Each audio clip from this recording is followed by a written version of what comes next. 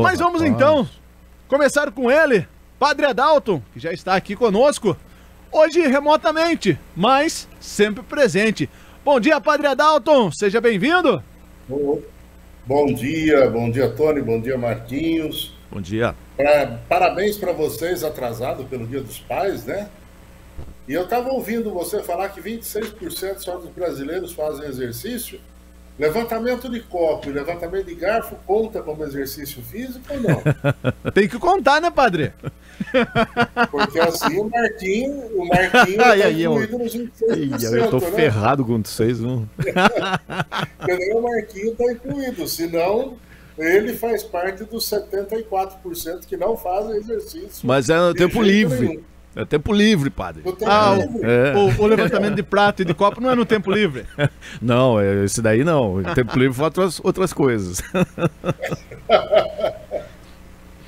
Mas tá meu bom, Deus. parabéns a todos os pais, a todos vocês.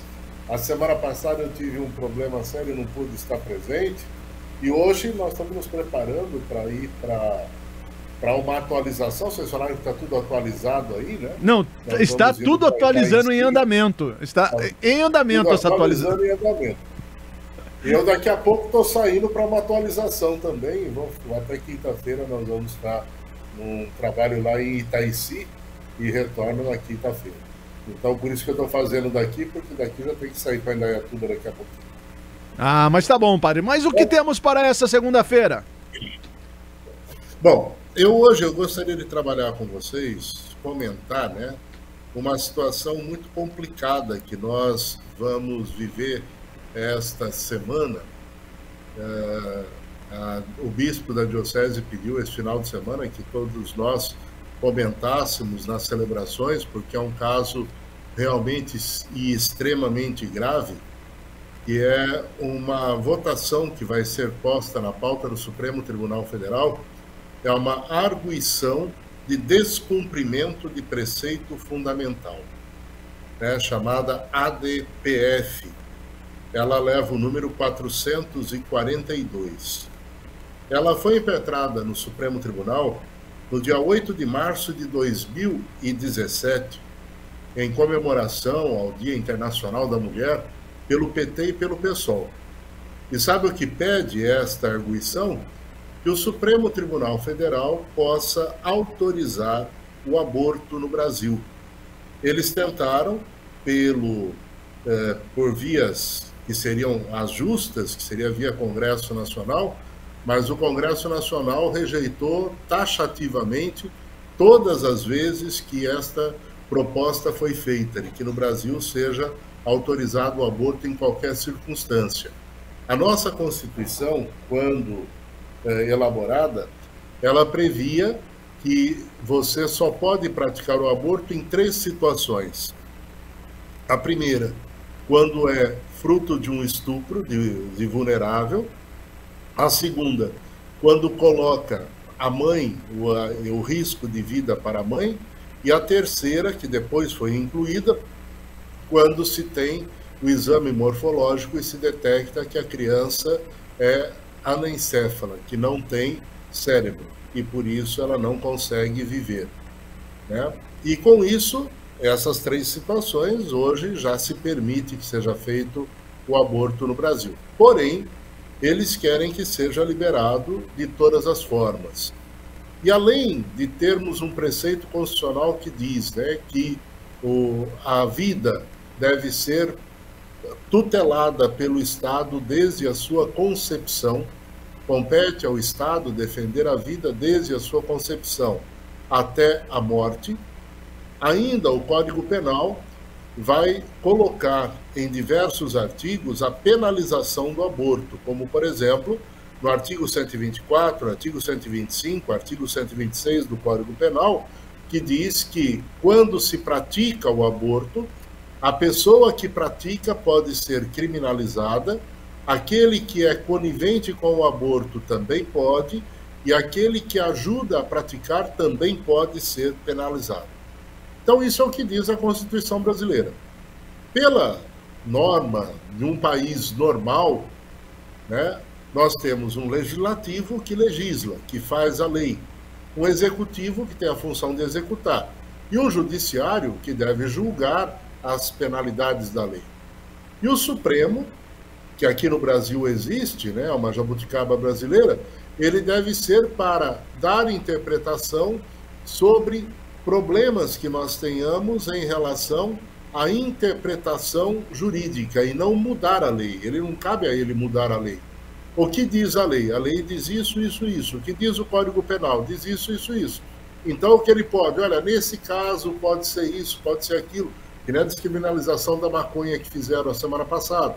Né? Então, ele diz, não, mas quando é para uso recreativo não tem problema, então pode liberar, não tem. Agora, o que é uso recreativo? Né? A lei não diz, em nenhum lugar diz isso. Né? E a Constituição brasileira é clara, se for pego com entorpecente é crime. E perguntavam para o ministro na semana passada, né? E uma pessoa que trabalha como profissional do trânsito, que tem que fazer o exame toxicológico, se ele fizer e der resquício de maconha, não, ele perde a carta porque não pode. Mas vocês aprovaram que pode, mas para uso recreativo, como ele trabalha, ele não tem direito.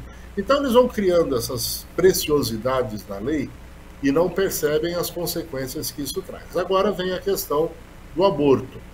Então nós estamos preocupados essa semana, porque de repente nós vamos estar diante de uma situação muito grave, onde o direito à vida vai ser colocado em segundo plano e não pelas vias que poderia ser discutido, que poderia ter a manifestação popular, mas mais uma vez por este órgão que existe, que a gente conhece todos os desmandos, todas as situações, um órgão que não se põe a examinar a lei como deveria, mas está ali para cumprir os interesses de quem está no poder e quem os coloca lá como ministro. Nenhum ministro do Supremo foi votado pelo povo para ser ministro, nenhum membro do Supremo foi escolhido pelo povo para estar lá, mas sim pelos governantes que acumulam as funções de indicá-los para que, quando precisarem, tenham lá um resquício ou um respaldo para poder absolvê-los de todo e qualquer crime que venha a cometer. E agora, esses dois partidos, nessa ação direta de pedido, né? Como que chama aqui o negócio? Até descumprimento de preceito, arguição de descumprimento de preceito constitucional. Ou seja, eles estão pedindo para o Supremo que ele autorize as pessoas a descumprir a Constituição Federal, que é e que deveria ser defendida pelo Supremo Tribunal Federal. É um absurdo, mas é mais uma situação que acontece no nosso querido Brasil e que vamos perdendo pouco em pouco estas realidades todas e essa situação toda que nós estamos vivendo. Então eu queria colocar essa situação hoje. Infelizmente vamos ter a pauta desse processo essa semana. A Rosa Weber, que está se despedindo, quer pautar para ser discutida o quanto antes, e a gente sabe da posição de alguns ali, que vai formar maioria para permitir este pedido desses dois partidos, que tem na sua carta de princípios a defesa destes valores, matar um inocente. É o princípio deles, e eles põem na carta para ser votado pelo povo. Pois é, né, padre? Agora só nos resta aguardarmos, né, se tivermos realmente nessa votação relacionado ao novo ministro aí, indicado por Lula, né, o Zanin, que inclusive recentemente foi sabatinado pelo Senado, e uma das perguntas que foram feitas foi exatamente direcionado ao aborto, né? Vamos aguardar e ver se o Senado serve para alguma coisa nesse país, já que o Legislativo parece que está em segundo plano aí, né? O Judiciário legislando, infelizmente, essa é a realidade mesmo. E legisla conforme a vontade daqueles que estão à frente, né, dos seus interesses, estão à frente das suas opções. Então, eles estão lá para defender o interesse daqueles que os colocaram lá.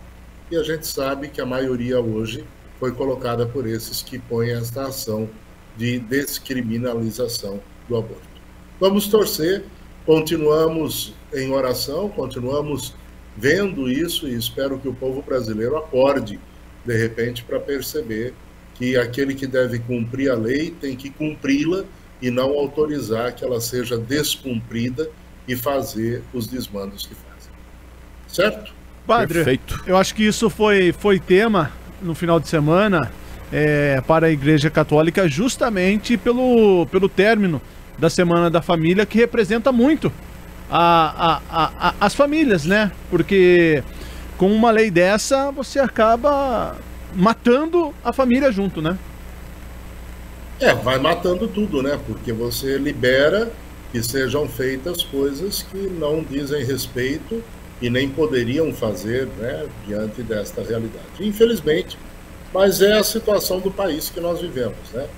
E o respeito pelo povo acaba não acontecendo. Eu falo que o Senado e o Congresso, bem ou mal, metido nas corrupções que eles estão, eles, pelo menos, eles pensam o seguinte: se eu votar a favor de uma lei dessa, eu vou me queimar com o meu eleitorado. Então eu tenho consciência que eu tenho que tomar cuidado. Agora, o Supremo não tem que pensar isso. Então eles fazem de acordo, esses mesmos partidos, ao invés de aprovar, eles mandam para o Supremo autoriza e está pronto, e eles não vão ter que responder para o povo, né? Mas é bem claro que a gente saiba, né? As eleições estão chegando. Esses dois partidos são os dois que estão propondo. Tentaram pelo Congresso várias vezes, não conseguiram. Eles puseram isso em 91, em 94, em 96, em 98, 2002, 2012, 2016, e o ano passado não foi nem pautada para votação, porque as comissões acharam que não era prudente votar um assunto desse. Então agora vai para o Supremo, então o Supremo julga. Tá certo então, padre. Uma ótima semana para o senhor, uma boa requalificação e uma ótima semana. Amém. Amém. Vamos fazer essa atualização. Estamos atualizando. A semana que vem a gente está aí no estúdio já atualizado, tá bom? Tá certo então, padre. Um ótimo dia. Um abraço. Até mais.